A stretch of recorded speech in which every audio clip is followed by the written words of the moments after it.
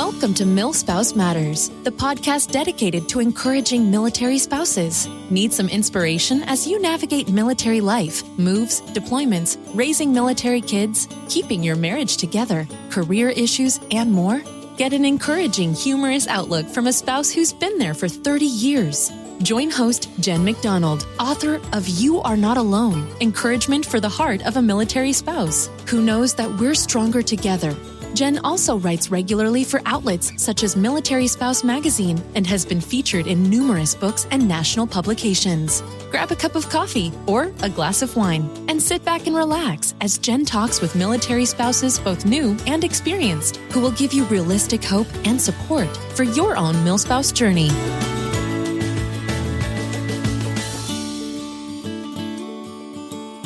Hey everybody, and welcome to this episode of the MilSpouse Matters podcast.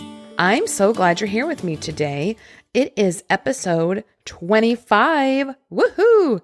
I'm just really excited to be hitting this milestone. So I want to say thanks for listening. Thanks for sharing. The number of listeners continues to grow, which is so cool. We have new listeners all over the world. I'm going to give a little shout out to a few places. So we've got listeners in Korea, Guam, Czech Republic, Spain, Portugal, Sweden, South Africa, the Philippines, and Germany. So hey, everybody, thanks for listening. Also, not only is it the 25th episode of the podcast, it was my 50th birthday this past week.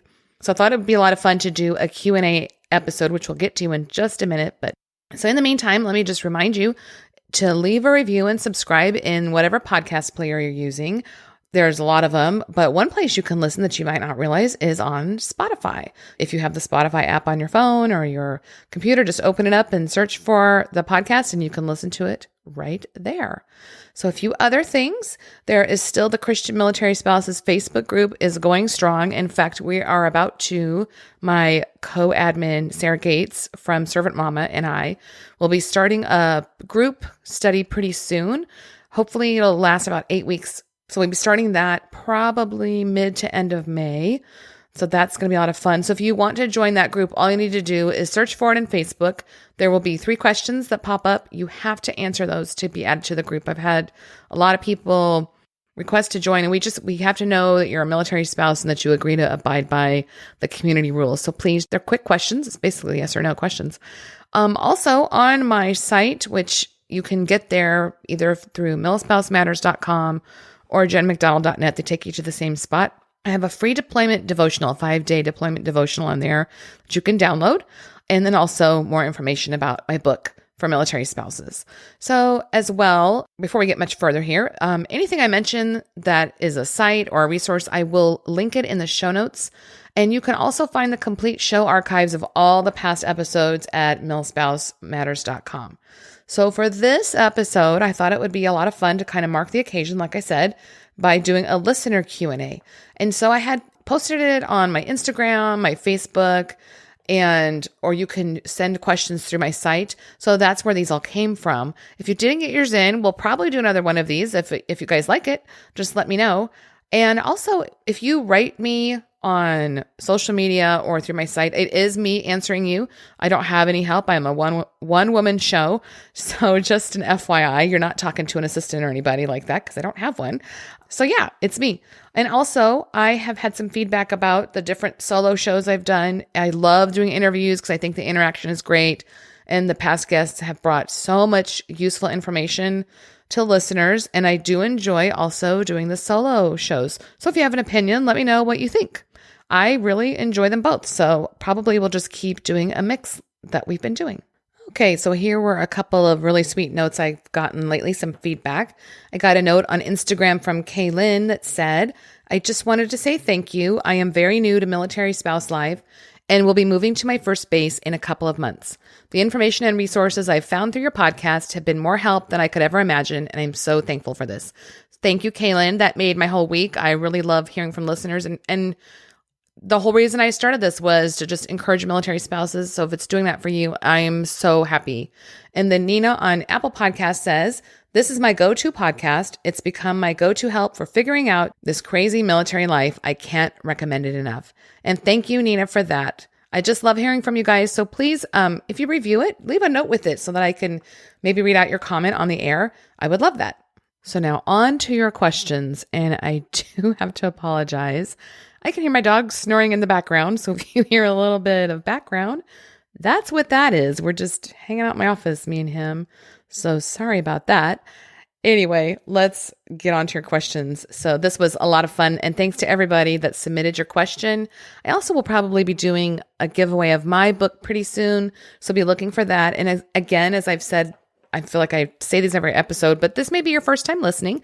Probably the best place to interact is on the Milspouse Matters Instagram. That's pretty active community there.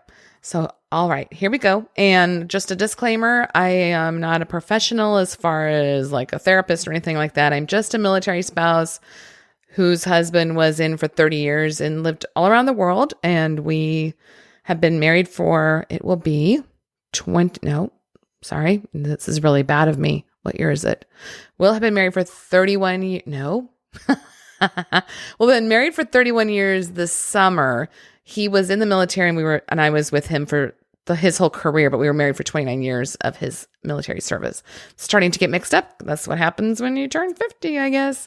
Anyway, so that's my perspective of just having raised 4 kids, lived all across the world, have been a military spouse and a writer for the military spouse world for quite a long time. So take it or leave it. These are just some questions. Some of them are kind of deep. Some are fun. And I guess you'll just see that got quite a few. So we'll see how far we get with this. Okay. So the first question is from Lana Simmons 3, who is actually one of my co-hosts over at the Reinventing Midlife podcast. So go check that out. And she said, what scared you most about retiring from the military? And I would have to say, I don't know that I was scared. Well, okay, I take it back. It has been a couple of years. So I wasn't really scared. I was excited because my husband had traveled so much and been deployed so much. We had been apart quite a lot, especially the last decade of the 30 years. He was really gone more than he was home. So I think I had a little bit of trepidation about how was that going to look having him home all the time again. Like I was excited, but I knew that that was going to be a transition. And it was probably the hardest part of the whole retirement piece, was just figuring out how to be together again all the time. So, because it wasn't even like he just retired from a job, he was home again all the time because military life is so very different. And he had some time between when he retired and got a new job. I had to remember to create space for him with decision making and just even being a part of everyday life. I was very used to carrying the burden alone in a lot of ways. And I was very happy to have him back, but I had to kind of finesse how was that going to look now in everyday life? You know, I just would drive off or decide what was for dinner or decide where things were going to go. And I'd be like, oh yeah, I have to consult with you because you're here, which was great. But it was, I didn't know how that was going to look. And it's been a couple of years and it's fine. And we got through it all. And I think the other thing I was maybe scared about was what was he going to do? What was his next step? Because especially when your spouse has been in a long time, you kind of have this thought that they're so amazing, incredible, and educated, and people are just going to be knocking down their doors to give them a job. And that happens sometimes, but sometimes it doesn't. And it took a few months. He's so talented and so amazing. And he took some much needed time off. But I was like, I guess I was a little bit worried about how was he going to do, leaving such a long time as a military member. And so I think those things maybe didn't scare me, but those were the things that were kind of on my mind. And then Tara says, next question, what, if anything, do you miss about the military? So that's an interesting question because my answer now is probably different than it would have been a couple of years ago, because when we first left, I was just so relieved and done with it. I was ready to move on to civilian life. Now that I have a little bit of perspective, I would say probably what I miss is the instant community, because you know how it is when you kind of roll into a new base, you kind of have that instant friendships. If you go to anything military related, or if you do anything family oriented on base, or if you live in base housing, you guys all have that common bond. And as a civilian, I've had to learn, I mean, I've always been a civilian, but civilian life, you know, outside of the military bubble, I've had to learn to do that again and be intentional about friendships and finding my own community, because it's not built in. I don't have a monthly gathering to go to. If that's been interesting. Okay, the next question is from Laura, and she says, My husband has been gone for 6 weeks, and I'm not sure how, if it's possible, to make choices together when I can barely talk with him and some things have to be handled before a conversation is available. Well, I kind of alluded to that when I talked about the challenges of post-military life. But what I will say to this is it's not always possible to make your choices together, especially if they're in a location that they can only talk to you once a week. So those are things that you need to talk about. I don't know if it helps you now. Those are things you need to talk about before the separation. I don't know if you're a new spouse, if you're just going through a deployment, but those are things to talk about before the separation for sure, and talk about how you'll handle things. You're just going to have to do a lot on your own. Unfortunately, one thing I did was I would loop my husband in when I could, or just fill him in when he came home, because he knew, he couldn't wait for me to figure out what tires to put on the car if I had a flat tire, just things like that pop up when you're alone, and ask him about it beforehand. It just wasn't possible. So it's just kind of communicating, keeping him informed. But the thing of it is, you cannot come up with every possible scenario, and you are going to end up carrying a lot of that yourself if you're not active duty military yourself. If you're both active duty, that's a whole different ball of wax. We're going to do an episode about that for sure. But if you're the civilian spouse and they're the military member, there's going to be things that you're just going to have to do. They have to have that level of trust in you that you're doing the best you can. And so a lot of this really does just boil down to communication. So thanks for that question. Yeah, that's a tough one. And obviously it's something you'll just keep working on for the rest of your marriage, honestly. Let's just be honest. So, okay, the next question is from Instagram, from Kith and Kin Travels. And this is talking about homeschooling. We did homeschool for 20 plus years. We did a big mix of, we did homeschooling only. We did charter schools. We did dual enrollment. We lived overseas and our kids participated in sports and other activities with the DoD schools. We were under an umbrella school. I'm trying to think of all the scenarios so you understand my perspective here. When we lived in Guam, we were under a really cool program where we had teachers come out from Alaska and do workshops with the kids. We've done where I'm under a teacher and have done lesson planning by choice. So we've kind of done a lot of what you would call as alternative schooling. So here's her question. She says, how do you keep going with homeschooling when your kids are throwing fits about schooling and want to just play all day? Did you change up what you were doing, or did you stick to the same curriculum? What challenges have you had with homeschooling life in the military, and were there any hurdles to jump over?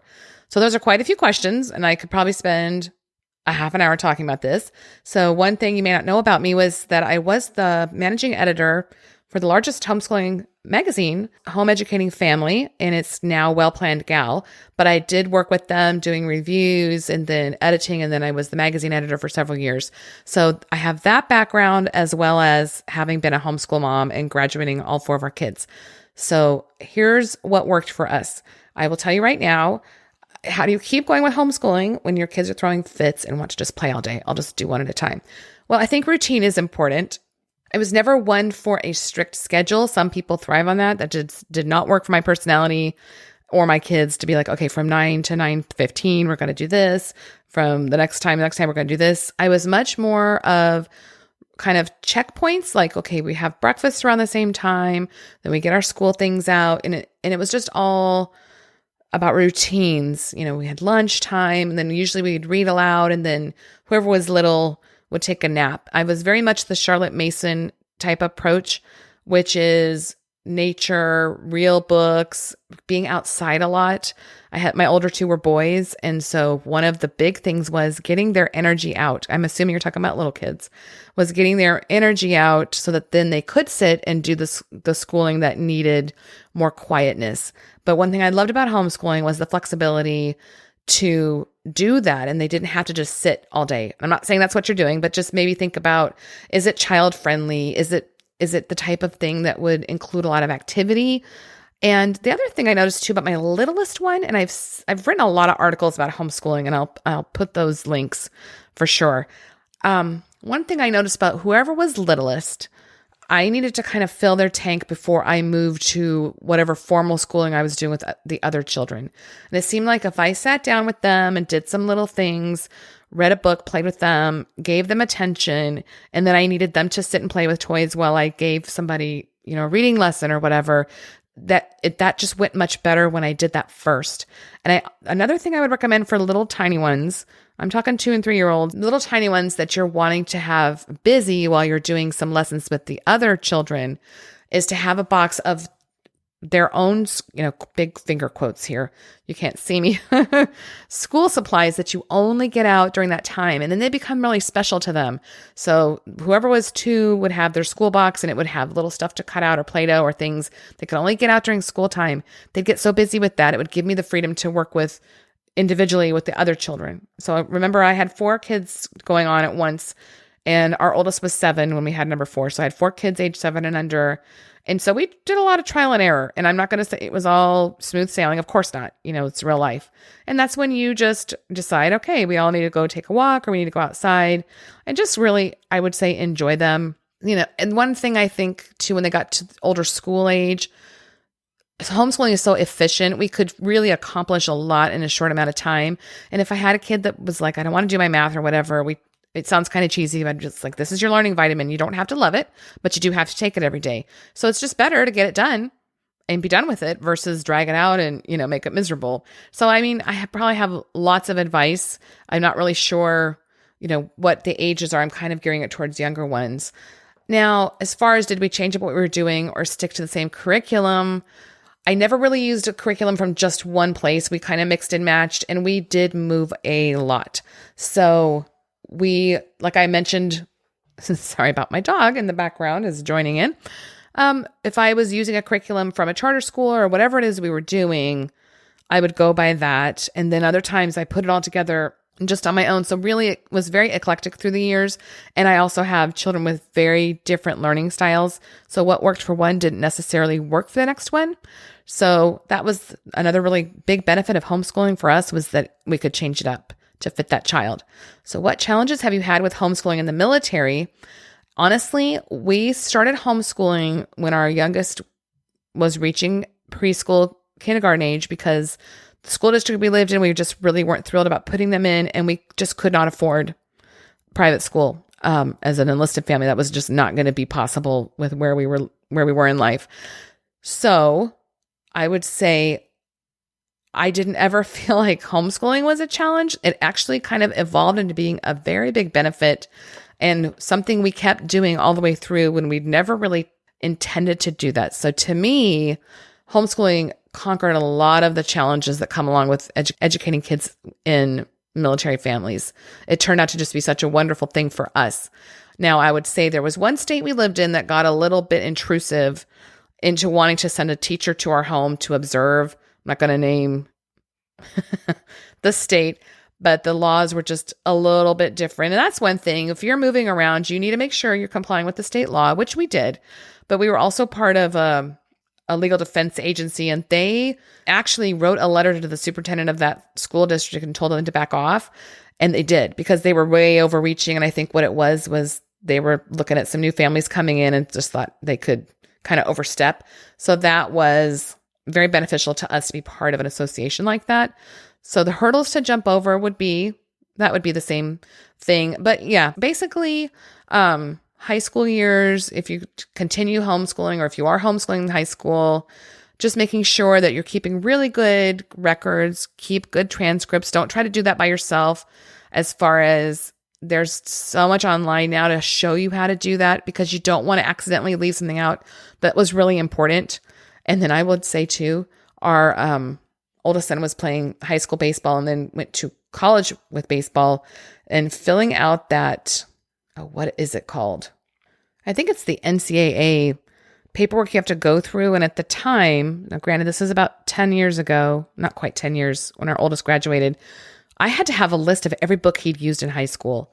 And so if I hadn't kept good records, that would have been a nightmare. Now, I don't know if it's still the same, but high school is going to be more closely looked at. So if you continue to do that, make sure that you find good resources, get yourself into an umbrella program that might help, or something like that. But just keeping really good records and transcripts so that if they choose to go to college or whatever it is they're choosing to do, that homeschooling does not handicap them. And that was one of the things that we always said was that we homeschooled to open doors, not close them.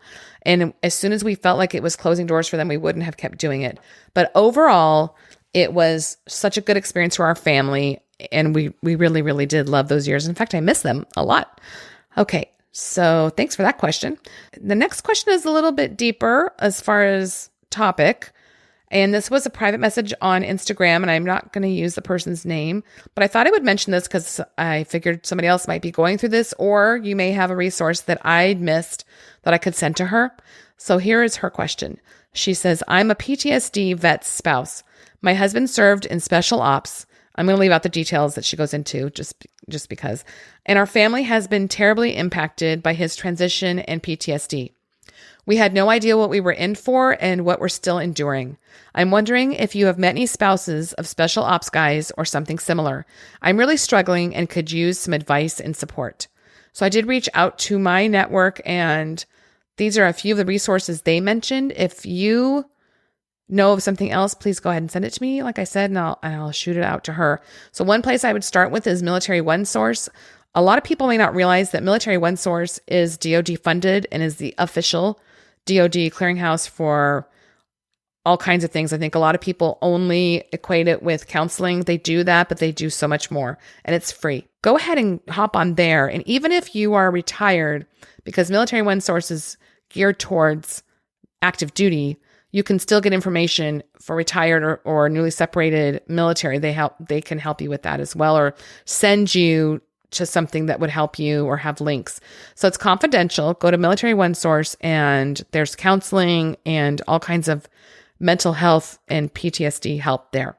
I did do an episode with a spouse who was also active duty and who has been through PTSD, episode number 3 with Christina Youngblood. Go check that out. And she provided lots of helpful information and just kind of understanding what they go through, as well as some resources that really helped her. Here are a few other things. So National Center for PTSD is through the VA. You can find out more about care and groups near you. Some other organizations, Save a Warrior, Heal Our Patriots. And then there's a Facebook group called AWE, Filled Veteran's Wife, that is geared towards PTSD and military spouse support. So I hope that those things help. Thank you so much for reaching out. I'm really sorry that your family is going through this. I think people don't understand sometimes what military families go through. So I just hope that you're hanging in there. And I would love to hear from you, to hear how things are going and if you were able to find any support. And if you're in that same situation, please don't feel like you have to go through this alone. There are resources out there. There are plenty of others who have been through it. So please, please, please reach out and find the support that you and your spouse need. So thank you so much for that question. So here is another question from Instagram, and it's from Amy. And she says, how come infertility in the military isn't talked about? Thank you for asking this. I think a lot of things military family related are very much geared towards kids and can be very kids oriented. And, if you're talking about FRG, whatever kind of base support, or if you're having things with your unit or squadron where you're getting together, a lot of times they do have things geared towards kids. So I would just say, if you don't feel comfortable going to those, then just maybe say no, or you could possibly suggest something that there's things geared towards just couples or fur babies or something different than that. I would, as far as how come it's not talked about, I have seen a lot of articles like on military spouse. And then there's another gal that was on this podcast, Wendy Iacobello from Strength for Spouses, Strength, the number 4 spouses, that has quite a lot on her blog about infertility as a military spouse. So do check that out. I have seen people make an effort.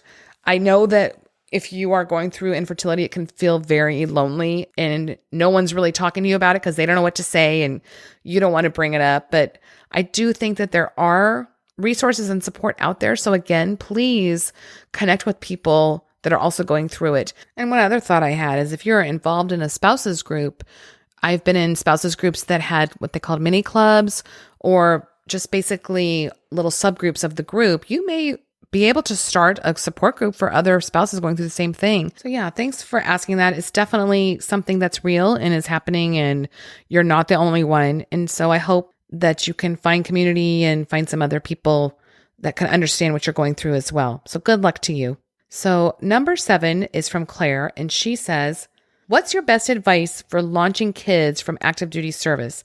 Meaning you're still active duty. So what worked and what didn't work when they hit college age?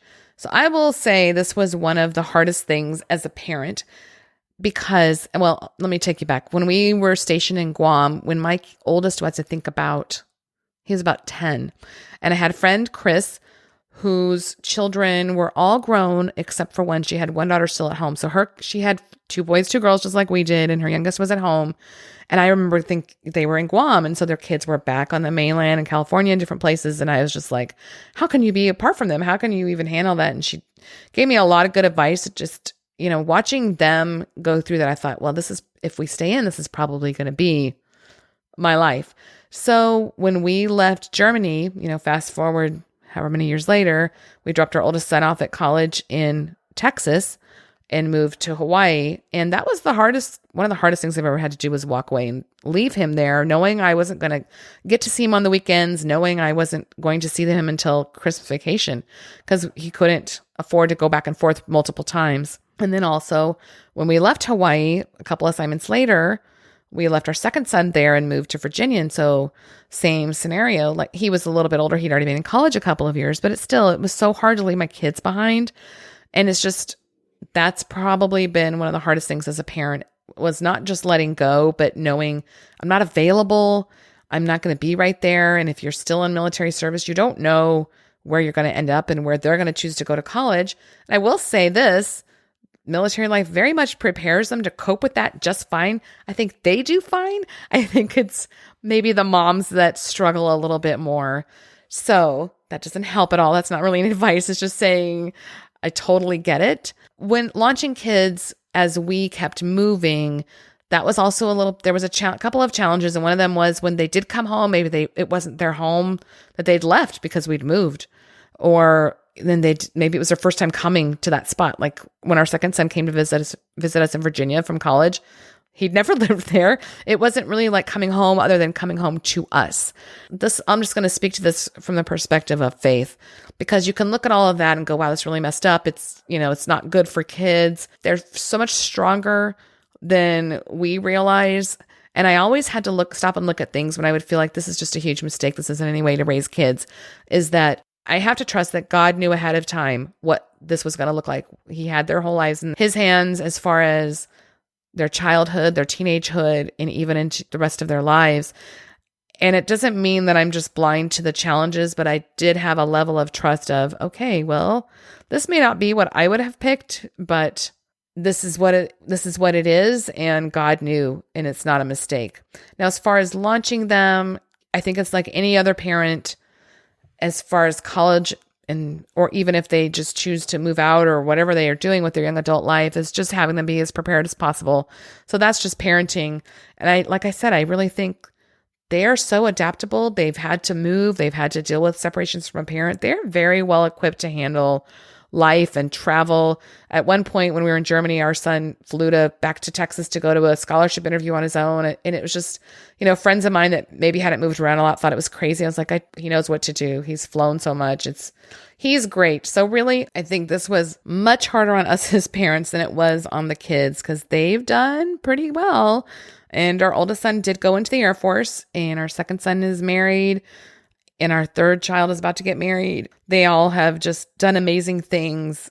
So I would just say, just trust God. Claire, I know you're a Christian, so you know that, and just trusting that we don't have to have it all figured out, that they can kind of let it unfold and it will all be okay. So the next question is from Instagram and just made me laugh, so I'm going to answer it. It says, what hair products do you use? Because I think when I posted the photo of Ask Me Anything, I had my hair curled. So honestly, I use very cheap shampoo and conditioner. If I have color in my hair, I do use the color shampoo just to keep that good. But other than that, I'm kind of a cheapskate as far as hair products go. Although I do use the Kenra hairspray and the thermal spray before I curl it, because I have a lot of hair. So I can't play around with the hairspray. So there you go. Kenra, sponsor me. The next question is from Mary Kay, and it says, do you have any advice for somebody who knows a mil spouse or family? How can I support someone who is new? And I love it that you're asking this. I know she's not military, but it's a very thoughtful question. So if you're listening and you're not military or you're just a supportive family member, I would just say check on them. Don't forget about them, even if they seem like they're doing great, because just knowing that somebody else cares can make such a difference. I know when my husband was deployed, people would check on me in the beginning. Then we get about 6 months into it, and I think I don't think it was ever malicious, but they might just be, oh, they're doing fine, and they would forget. And we get it. Life goes on. Life gets busy. But just check on them. And sometimes, especially if you're like a neighbor or a family member of somebody whose spouse is deployed, you have to kind of force yourself. Like if you ask them if they need help, they might say, no, I'm fine. And they might mean it. But dropping by with a casserole, sending a card, making a quick phone call, it can just mean the world to help break up that time. So that would be my advice. I think that's really sweet. So the last question is from Brittany. She has 3 questions. And one of them is, what is it like now as the mom of a military man? So I will direct you back to the episode with Elaine Bry, because I think she talked about that so well, because she was a military kid, then a military wife, and now all of her kids are in the military, and how different that feels. And so I would definitely resonate with that. It's a different kind of fear to have your kid into. And I joke a lot. I say, we did all these things. We moved and we went on deployment.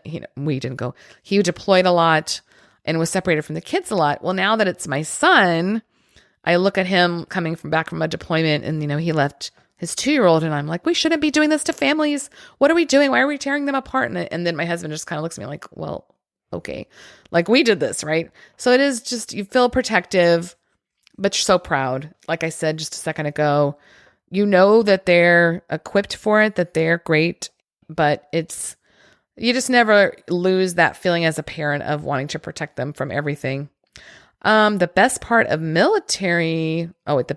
retired military life. I have written several articles about this that I'll link to, but one of them is just kind of the relief, which has been picked back up because my child is now serving, but I didn't realize kind of what the weight was until it was gone, as far as the relief of not having to move if we don't want to, not having to say goodbye, not having the military kind of dictate everything about our life. In fact, on my birthday yesterday, I wrote an article for Military Spouse magazine, and they published it on my birthday. They didn't know it was my birthday, but I thought that was pretty cool. And it was just looking back on my journey as a military spouse of 30 years of what I've learned. And it may not be the same for you. Everybody has their own experience, of course. That was one thing that really stood out to me, was how relieved I was to lay that burden down. It's somebody else's turn now, that we don't have to have the military dictate our life anymore. And here is the final question, and it's, how is the Gigi life? So Gigi. If you follow me at all, I have a 2-year-old grandbaby who I think is just the most awesome thing in the world. So you can probably guess, I think it's pretty incredible. If you insult me and call me grandma or tell me I'm old, I don't even care, because I am totally embraced with grandma, and she calls me Gigi, and I love it. And just wait, if you have kids, when you have grandkids, it's the best thing ever. And that's all I can say about that. She's so smart and beautiful and amazing. And she's a military kid, so she is the bomb.com. So I think that's it. That's about a half an hour of your questions, and I think I got to them all. If yours didn't make it, we will do this again sometime soon. And I had a lot of fun hearing from you guys. I love hearing from you. So drop me a note, even if you don't have a question, and let me know what you think about the show. So for now, that is it. And I hope you have a great week. Bye, everybody. Connect with Jen at jenmcdonald.net or on Instagram, Twitter, and Facebook. You can also purchase her book, You Are Not Alone, Encouragement for the Heart of a Military Spouse, at Amazon.com, Barnes & Noble, and other booksellers. Love the show? Don't forget to leave a review on iTunes. Until next time, have a great week.